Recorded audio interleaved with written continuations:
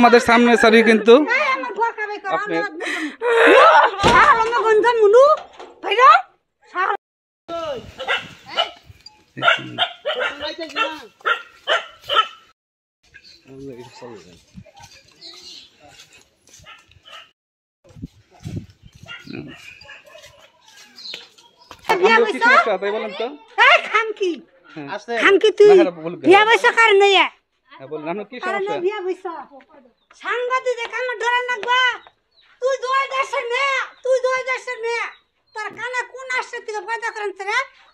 আমি এই দেশের জন্ম এই তুই এনে বিয়া বলি হেন আমার ফুবু হরি হেন আমার নুনাস হেন আমার ভাই বউ সবটি আমার হেন অনেক বলেন আপনি আমার শত্রু না, আমার শত্রু না, একটু বলেন সমস্যা নাই। বুবু দেখছ তুই কি দেখছ? এই কয় লাখ টাকা নয় বিয়া বইছ, কয় লাখ টাকা নয়ছ তুই? এই মেয়ে হার আগে তুই এই ভাইতে উঠতি না। আমার কথা হলো আমি বিয়ে বইছি, আমি ওর বাতি খামু।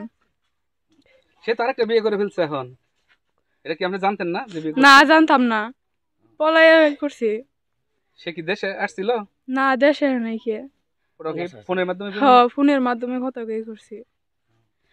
কি চান আপনি? আমি ওর সংসার করতে চাই। আপনি তো আজকে এই বাড়িতে আসছিলেন, কি হয়েছে, কি ঘটনা ঘটছে?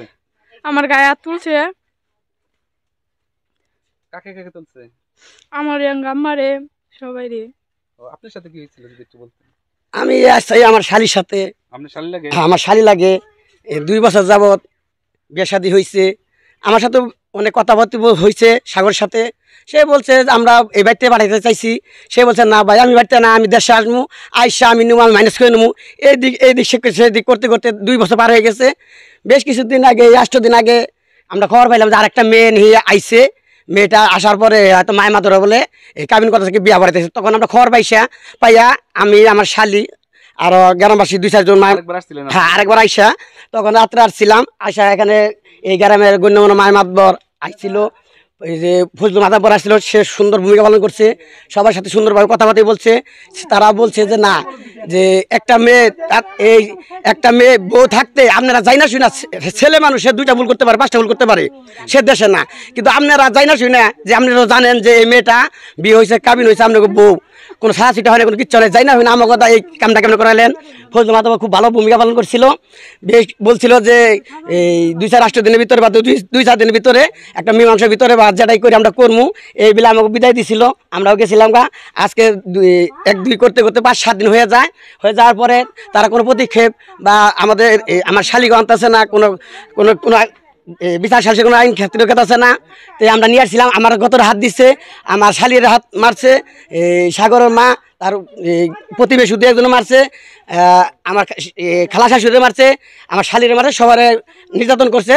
এখন আমরা ন্যায্য বিচার চাই এই বাংলাদেশের মানুষের কাছে, জনপ্রিয়তার কাছে ন্যায্য বিচার চাই। সে একটা প্রতিবন্ধী মেয়ে, তার বাবা এই ভিক্ষা করে রাখা, অচল মানুষ।